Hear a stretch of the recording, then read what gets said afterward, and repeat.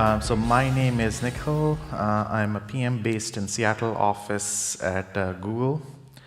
And I'm here talking about Knative. So I have a demo towards the end, and it's a big demo. In the interest of time, I probably won't finish the demo. I'll just show the part of it. But I have the link here. So for those who want to follow, or maybe after the talk, the full demo actually is going to be on that link. So let me start with introducing what Knative is. I'll start with the definition of what Knative is and then dig down into the motivation of why we need something like Knative.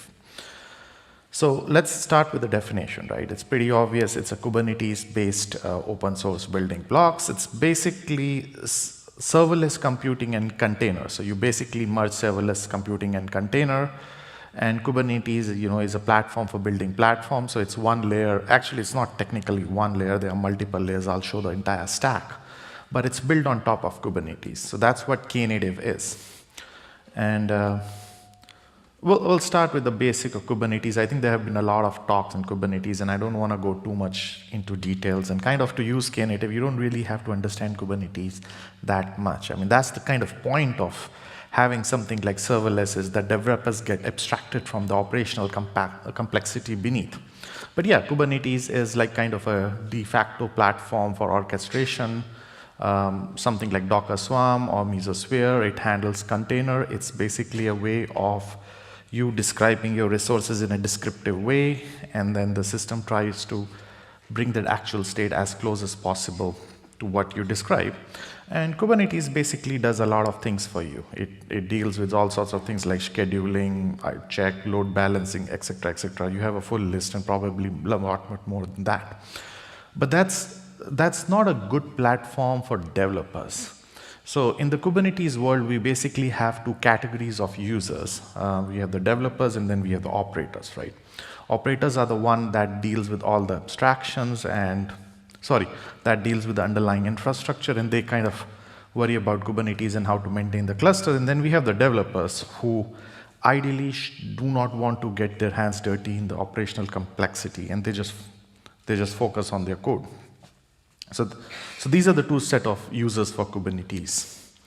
And Kubernetes ecosystem, it's a big ecosystem. A lot of companies use it. I probably wouldn't be exaggerating by saying it's kind of the most popular container orchestration system out there. Very popular. You hear a lot in just about every conference.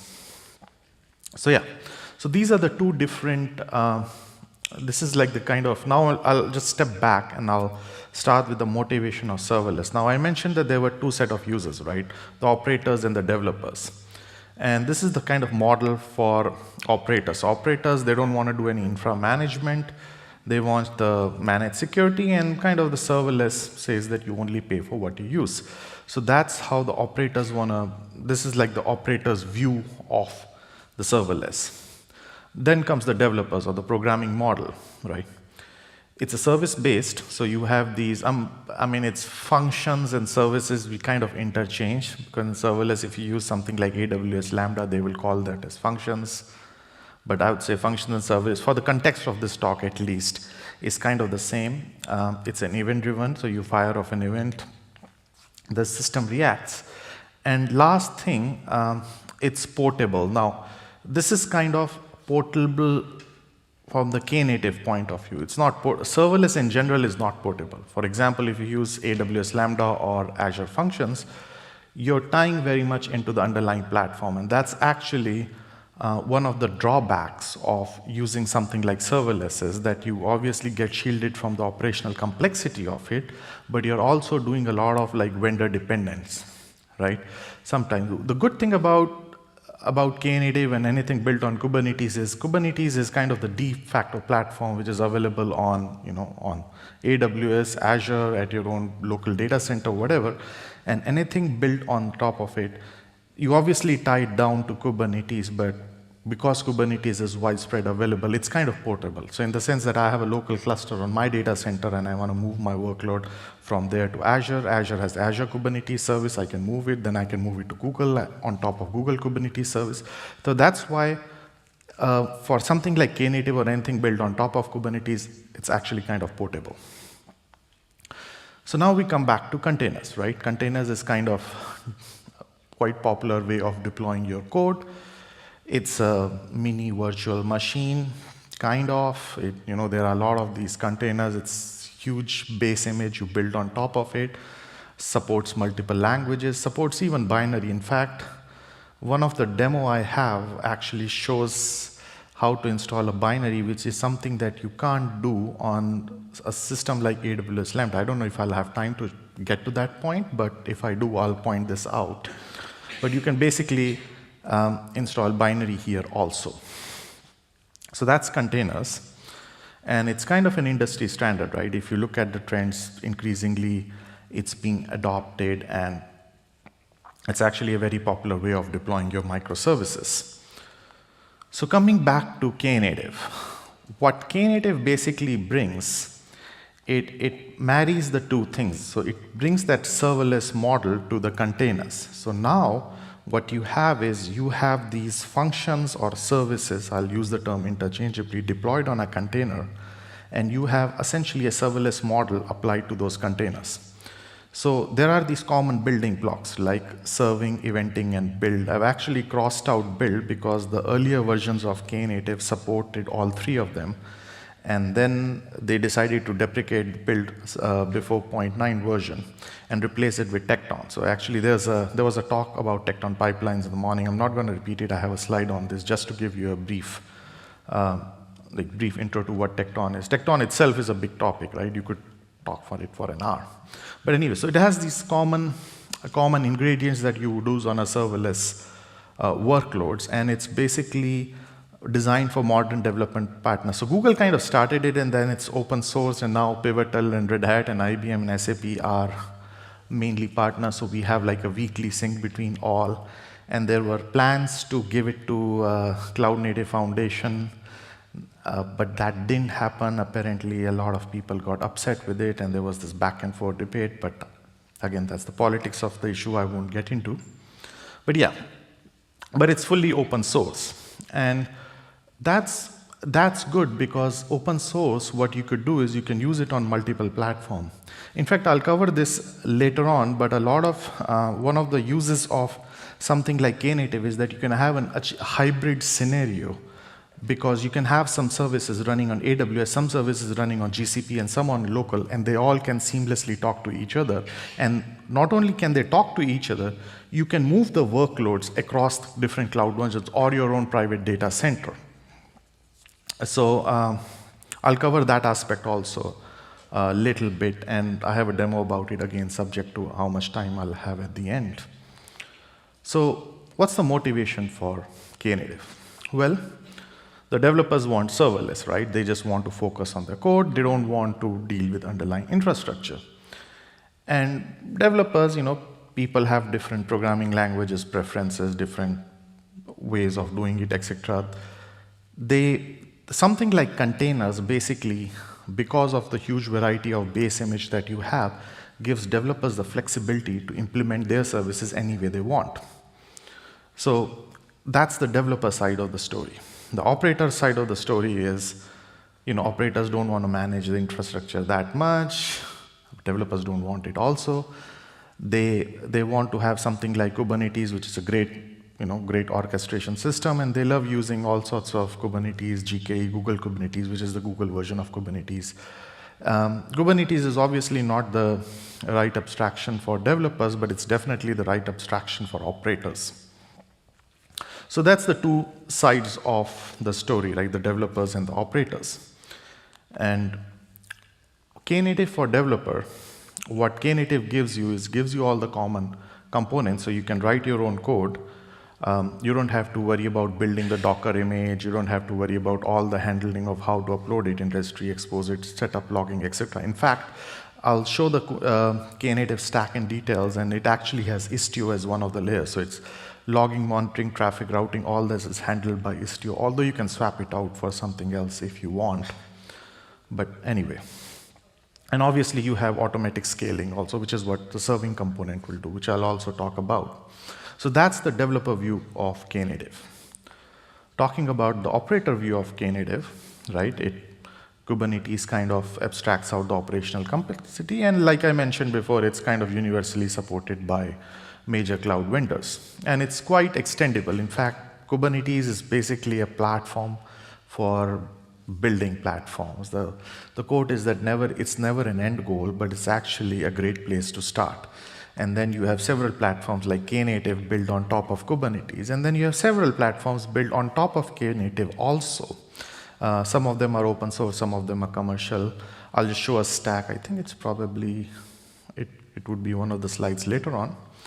But here's a confusion about Knative, because Knative, there are two things about Knative. Knative is a product, but Knative also is a reference API. So there are implementations, I wouldn't call them Knative implementations, but there are implementations that follow the reference API, but they are different from Knative. What's the advantage of having such implemented? The advantage is that if you want to move your workload to those products or bring it back to Knative, because the API is the same, you actually can move around the workload without modifying your code. In fact, there are two products by Google, Cloud Run and Cloud Run on GKE, and I have a slide on both of them. That actually, implementation-wise, they are different from Knative, but they follow the same reference API. So what that would mean is you can have Knative on your private data center, and you can have service on Cloud Run running. They use the same API, and you can move seamlessly, right? So you can have a hybrid cloud kind of scenario. So Knative could mean the reference API, Knative could mean a specific implementation. It's kind of confusing. And it's built on top of Kubernetes. So anywhere where there's Kubernetes, which is practically everywhere, you can have Knative installed on top of it.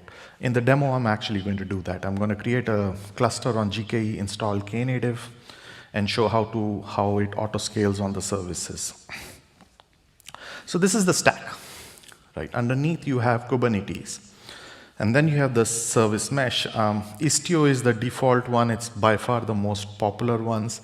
There are Glue and Ambassadors. I haven't really come across a lot of people who have used anything except Istio. And honestly, I don't really know why you would kind of want to do that. But nevertheless, you do have a choice for whatever reason. And then you have the primitives, right? You have the primitives for Knative, which is serving, which is how your traffic is routed, and events. Because the services or the functions on Knative are event-based, you need a way to consume those events. So eventing kind of gives you that structure.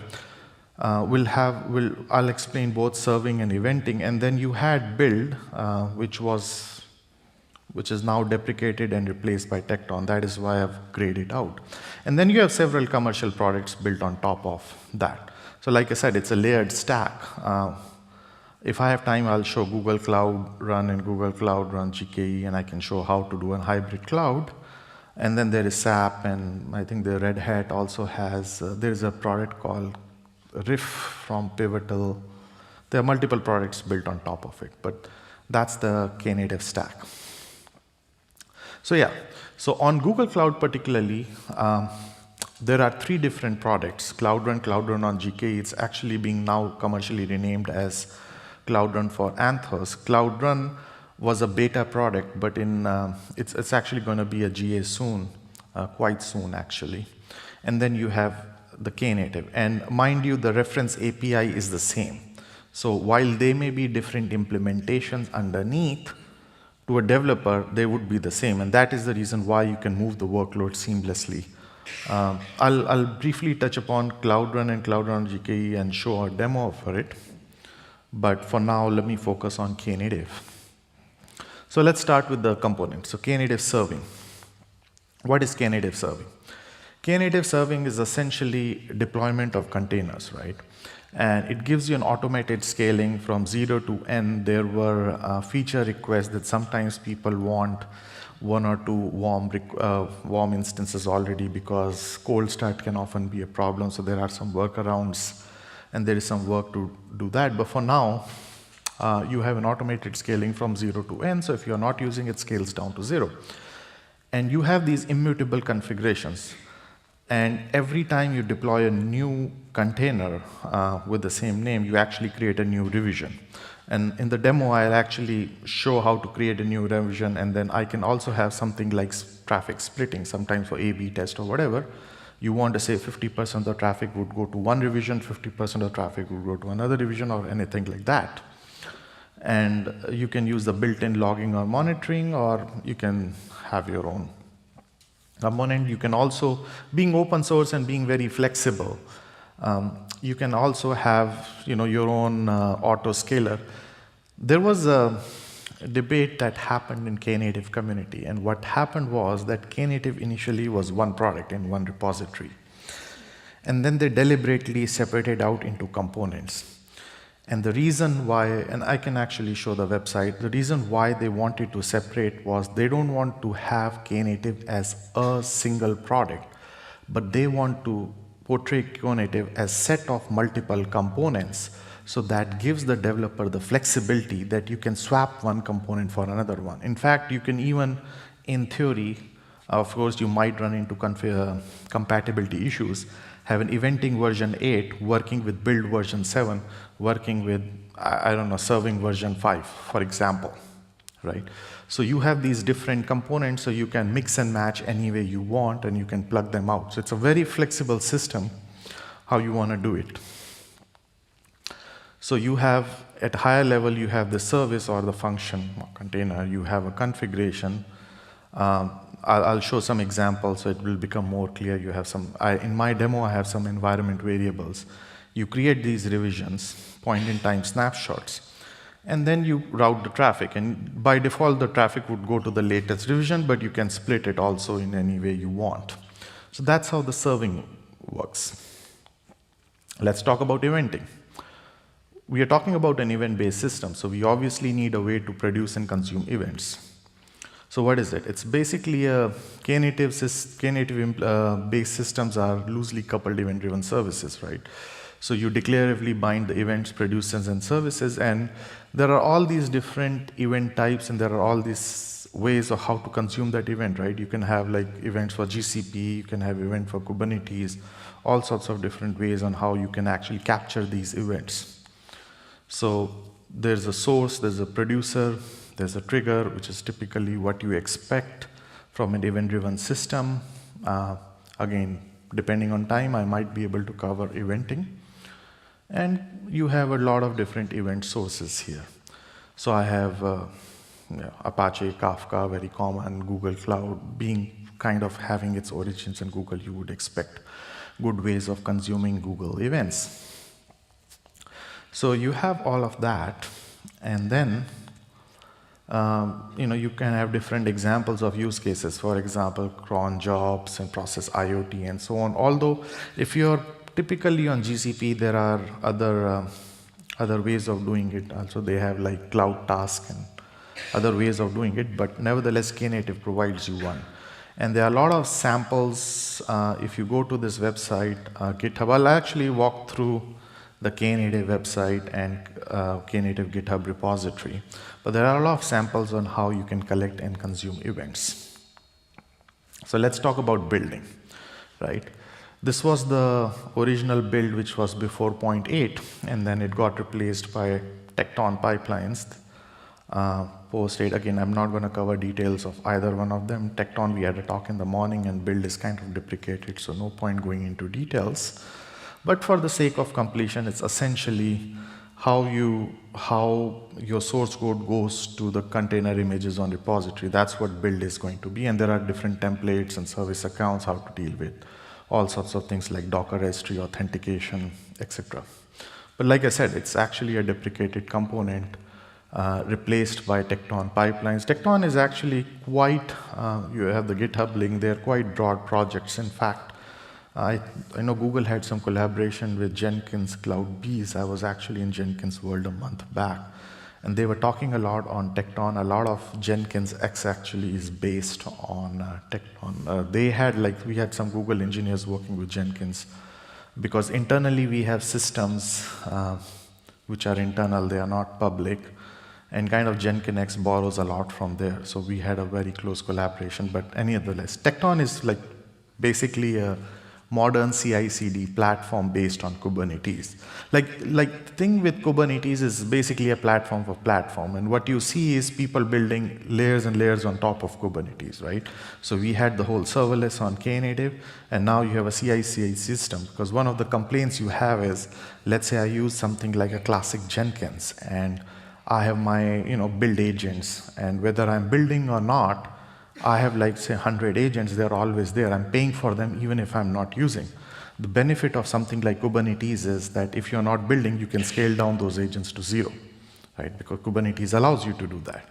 So Tekton kind of, the motivation comes from there, and then of course all the Kubernetes way of declaring the CI/CD pipeline. So that's what Tekton project is, and that's the website for it.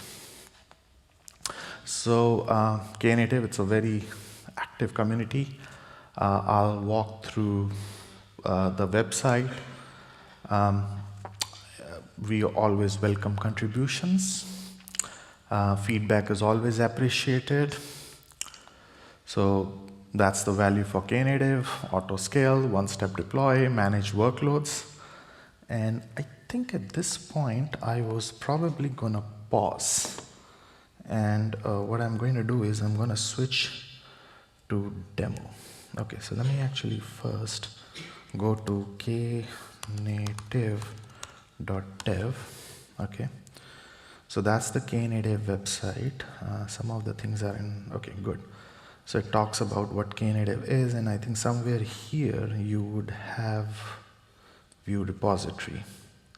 So let's go into Knative repository.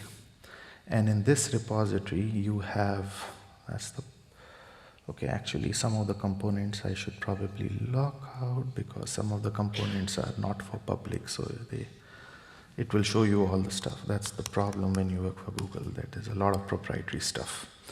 Anyway, so you see the eventing and serving, and these are like separate resources.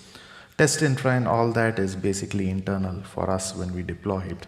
But we always welcome contributions, and then you have the docs website. But docs is now moved to the main website, Knative, so you will have documentation here. So that's the Knative. Now what I am going to do is I'm actually going to go to my demo. So the first demo I have is I basically would install, so that's the demo. That's a full demo. It has the link to the slides of how you install eventing, translation, API, something. We probably won't cover all of it. I'll just cover probably the serving part of it. And then I'll move to Cloud Run, and I'll try to show how to create a hybrid with Knative and Cloud Run. I have 27 minutes remaining, so I have good enough time for now. Okay. So I'll just take some shortcuts here in the interest of time. So I would, right. We create a cluster. Good.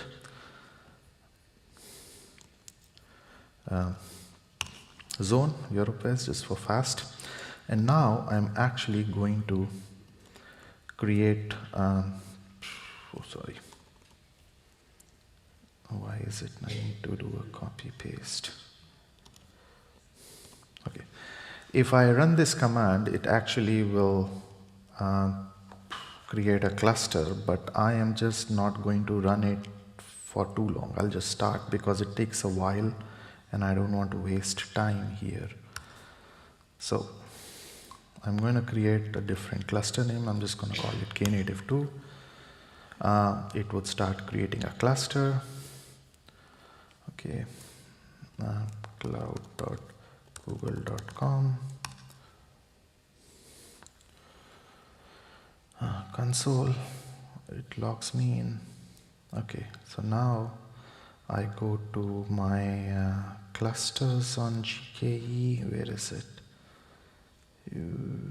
Sorry, I must have, okay, Kubernetes clusters. So I am trying to create a new cluster Knative 2, but I in the morning build one Knative 1 for the demo purpose. So it takes a while, so I'm going to kill this and I'm just going to use the cluster that I already have, just in the interest of time. Okay, so it's building the cluster. It would have built the cluster. Okay, so now that we have the cluster, I would grant some permission, admin role to the current user, It actually should already be done because I think already exists because I set it up in the morning. I just tested my demo before the presentation. But yeah, in case you don't, you need to grant the permission. And then what I'm going to do is I'm going to install Knative. Okay, so these are all, these instructions are all, if you go to the demo, you would actually see. So I'm basically running these commands, right? I'm installing Knative. So again, I've already done that on my cluster, so I might just get an error or something. It's already done, but let's see what happens. Okay, it basically will install it. It'll install a new copy. Great. So now okay, so I've done the serving YAML. Okay, I think I'm okay. Yeah, so I need this.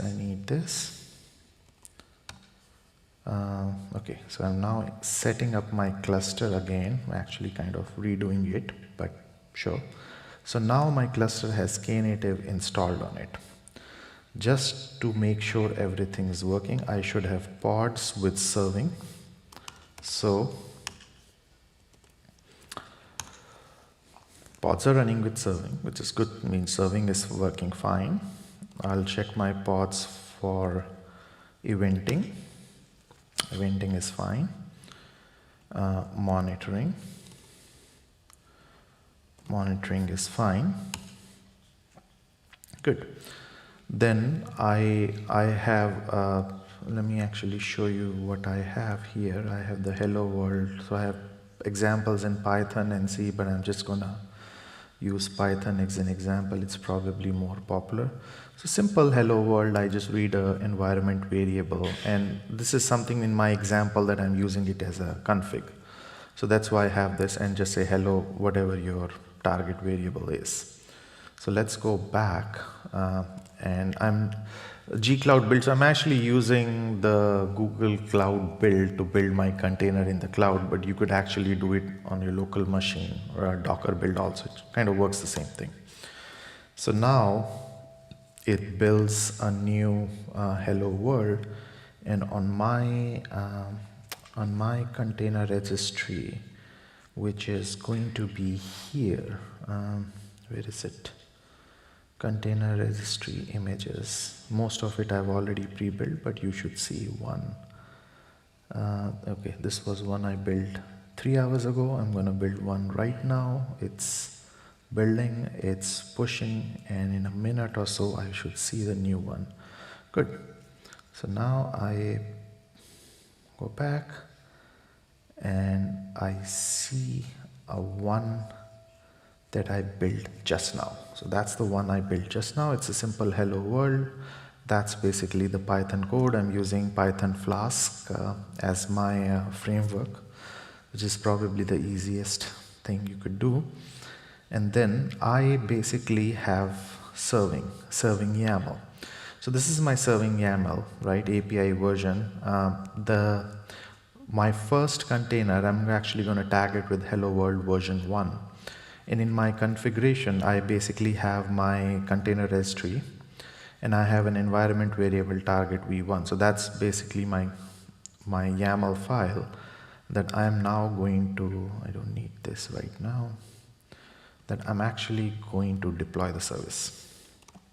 Okay, so let me go down and let me deploy the service. Configured, wonderful. We want to test what's happening. So everything looks good, and it will assign you an IP address. So we can go and look at it, kubectl, istio, gateway, and you see that IP address here. This is the external IP, and what I'm actually going to do is, because I'm going to ping the service multiple times, I just want to assign this. So now I can say echo external IP. Okay, I have it in my environment variable. I am going to make sure the pods are working initially. That's good, running, restart. Check everything works. So now I'm actually going to, and this is my version 1, so I should see something like hello world version 1. It might take time because of the cold start, but I get the version 1. So yeah, so that's where I get the version 1 of this one. Good. Now I'm going to create a second version, and this one will pretty much be the same. My container still stays the same, but I'm just going to change the config.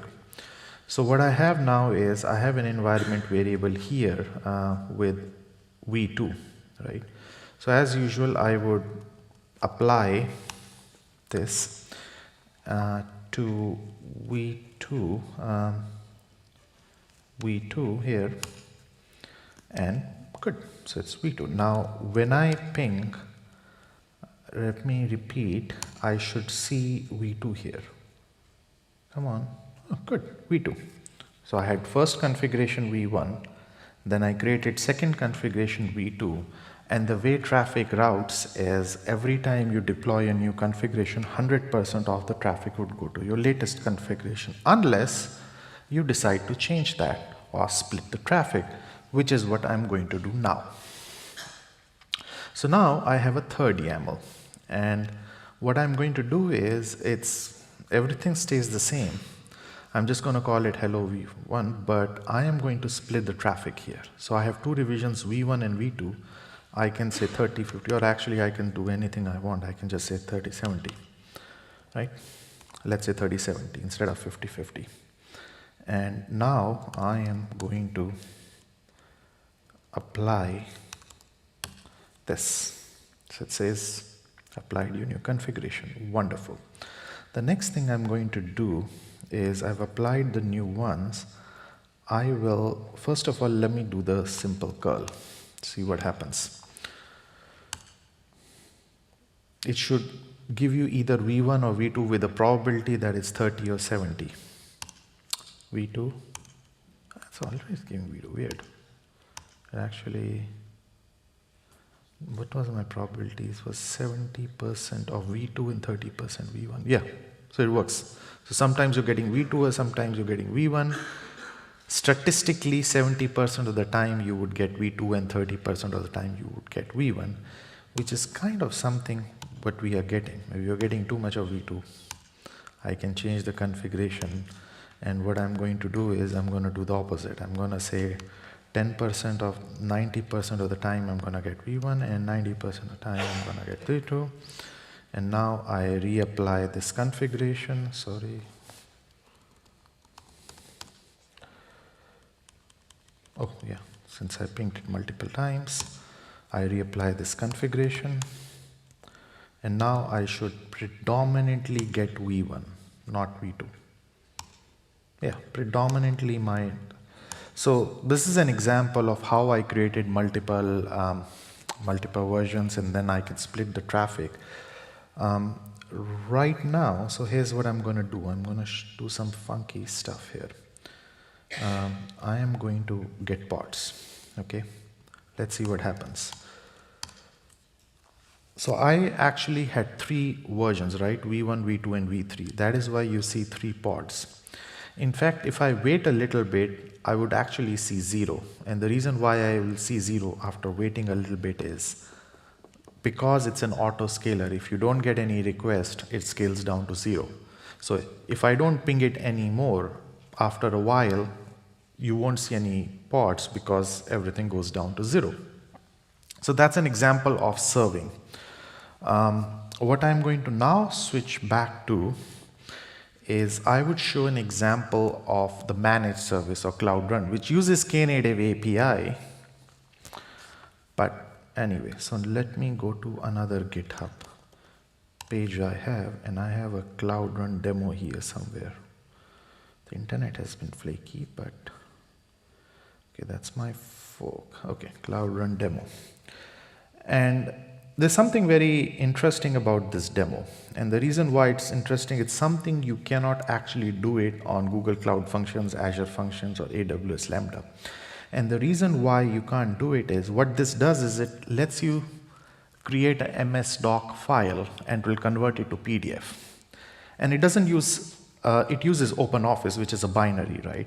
So you install OpenOffice on your container, and then you would build it and use it. And you can't do that on AWS Lambda, because in AWS Lambda, you don't really have the facility of using a binary. You have to put the source code and compile it. But with containers, like I mentioned, you can have your own source code, you can install binaries. You can actually do that. So there was this cool new feature you can press and it'll directly deploy to Google Cloud Run. Somebody built it. It's actually pretty funny, but I'm not going to use it right now because I want to show the manual steps of what happens. I don't even have this repo cloned actually, so first I should.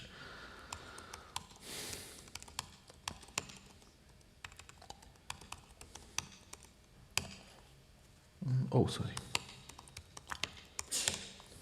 Okay. So, Cloud Run cloning. I'm going to open up another. I have 14 minutes remaining. I have a good amount of time. Desktop, and let me actually open up Cloud Run. Okay, so now I have my Docker file here, and you can look at the Docker file. I use Python Alpine. I still use the same Flask framework, but what I do is I use the OpenOffice, and these are all the MS fonts and everything you actually would have to use with this. So I have all of that in my Docker file, and I have this Python to PDF, and what this Python file does is, this is the standard Flask stuff you can call LibreOffice, but this is the part that is important. So you basically call LibreOffice convert to PDF, you give it the input output file, and okay, now that I have done this, I go to my Cloud Run. I built it. What I'm going to do is I'm actually going to wait a minute. Again, in the interest of time, I'm actually not going to build the container. I'll just start and then stop. And the reason why I don't want to build that container is it takes a lot of time. And the reason is you're actually installing OpenOffice in a container, which is a big binary. So all my time will go away. So I actually have pre-built containers that I did a demo a long time back. But yeah. So I basically would use my same thing. I would use something like, I go here. I obviously will not use Cloud Run demo, PDF service. I can create a container like that, and no,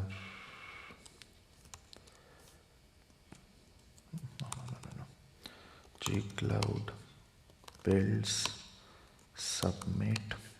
Don't really need tag gcr.io / and virtual cloud run etc cloud run demo / pdf service v1, and I press and it builds, starts the build process. Takes a lot of time, but I have these images built in here.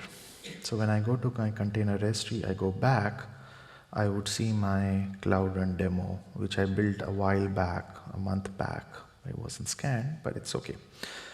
So now what I'm going to do here is, okay, I'm going to deploy it to my Cloud Run, which is the managed Knative hosting. So I go to Cloud Run, okay, Cloud Run. I did not explain the Cloud Run and Cloud Run on GKE concept. So there are two versions of Cloud Run. You have a fully managed one, and then you have one which is built on top of GKE. And this is a very common question of why would you have two different products? It's kind of confusing to the people. The reason is some people don't like to manage any infrastructure, and Cloud Run, or I should specifically say Cloud Run on fully managed, actually enables you to do that. It manages everything, but when it manages everything, it does not give you the ability to go in the underneath cluster and inspect, because it's actually doing all that stuff for you. In fact, it's actually not even built in Kubernetes, it's actually built in Borg, which is like the Google's version of Kubernetes, from where Kubernetes is an open source community version of what Google had internally called Borg. So it actually runs on Borg, it doesn't even run on Kubernetes. And for some people, that's a problem because they need to have access to the underlying infrastructure. And sometimes they're using GKE, sometimes they have their own Kubernetes, and they don't want to use a product which is completely managed. They want to have access. So they would run Cloud Run on GKE. So let's go back, and that's the managed platform. I can just say create service. Ready? I can say create service. It says select me the container URL. I already have one build, which was on August 14th, so it was built a while back. And I have two choices. I have Cloud Run or Cloud Run on Anthos, which is the commercial name of Cloud Run for GKE. So when I do Cloud Run, I basically selected US Central, or I can do Cloud Run for Anthos. And here I need to have my own cluster. So I have a standard cluster that I built, which I can show you here. When you go to Kubernetes cluster, you basically create a cluster. You create a new cluster, but when you create a new cluster and you want to use Knative, make sure to enable Knative. And the way you enable Knative is you go into advanced options, which is somewhere here, more options, availability and additional feature. And you will see down there, enable Cloud Run, which right now is, where is it? It's somewhere down. You would see you want to enable Cloud Run. I can't seem to find it. Okay, maybe it's not displaying because enable Cloud TPU, enable Cloud Run. Where is that option? Okay, it's here somewhere. Private cluster, enable Google RBACs. Okay, I don't know where it's messing. Anyway, it's here somewhere. I think I need to, no, it's zonal is fine, cloud cluster. I need to do that, add node pool, enable Istio. There you go. When I enable Istio, I have this option which right now will not work because stack driver, legacy mode and something is enabled. So you have to work through to disable the legacy mode here. I disable the legacy mode. This gets enabled, and then I have to basically click and it says enable Cloud Run. So now you can use it. But again, it's pretty straightforward. I don't have that much of time to show, so I'll come back quickly to where I was. I go back to Cloud Run, and now I'm going to create a service, and I select my image that I had for this demo build, and I say US Central 1, and I just call the service name. There are two options. I can have managed required authentication, so I can use Google Cloud IAM, or I can just say now create. And it's creating, and it's going to quickly deploy, and it's going to get deployed, and it has service account and all those things. Meanwhile, what I'm going to do is I'm going to say, what do I say? Nantes is DevFest rocks. Okay, and I will just put this in a big font so everybody sees it. Build it like that. 36 is a good size. And then I save this file. I save this file. I can save it on my desktop, demo. Actually, I should save it as my MS Word file. So it says export to Word. Okay, export to Word demo. Okay, I think I misspelled it, but never mind. Yeah, so it creates this supposedly MS Word file. I have my MS Word is not activated right now, but I can use Pages to open it anyway. I have this. Okay, so this is good. Now I go back, the service is deployed, and that's the URL. And because I selected unauthenticated, I can actually click here, and it'll take me to URL. It's going to take time to start the first time because the cold start, because it's the first time, and I say, okay, I take this demo. So this is what's going to do is it has installed OpenOffice. It would take the doc file and it will convert to PDF. And I say upload. Okay, so it's going to upload, it's processing, and Then I'm a little bit running out of time. So while it's processing, I want to show something. The YAML. So like I mentioned, the API is the same for Cloud Run and Cloud Run on YAML. So it has basically created a PDF file for me. This is the PDF file. I'm just going to save it here and I can open it and download. So that's the download.pdf that I see here. Right, whatever I typed in my MS Word file, it goes. And then the interesting part that I want to show, which ties it back to Knative, is this. So the YAML that you see here, this is Knative YAML. So Cloud Run as a product and Knative uses the same API, and this here is the API difference. So if I have it on Knative, I don't have time to show it to, but if I had all this in Knative, I can just cut and paste this YAML and just kubectl and apply. It will basically do identical to what Knative did. So that's the Knative YAML, and what that allows me to do is I can take this service, which is right now deployed on Cloud Run, and apply it same to my local Kubernetes cluster, basically on Knative, and vice versa. And if I have to do that, that's the YAML I have. And I can then essentially have a hybrid service where I have certain workloads running on Kubernetes local Knative and certain on Cloud Run and certain probably on Cloud Run GKE. And I can do the same for Azure, and I can all make them work with each other and move the workloads as it is in a hybrid cloud scenario. Okay, so with this, I'm almost at the end. So I have some links.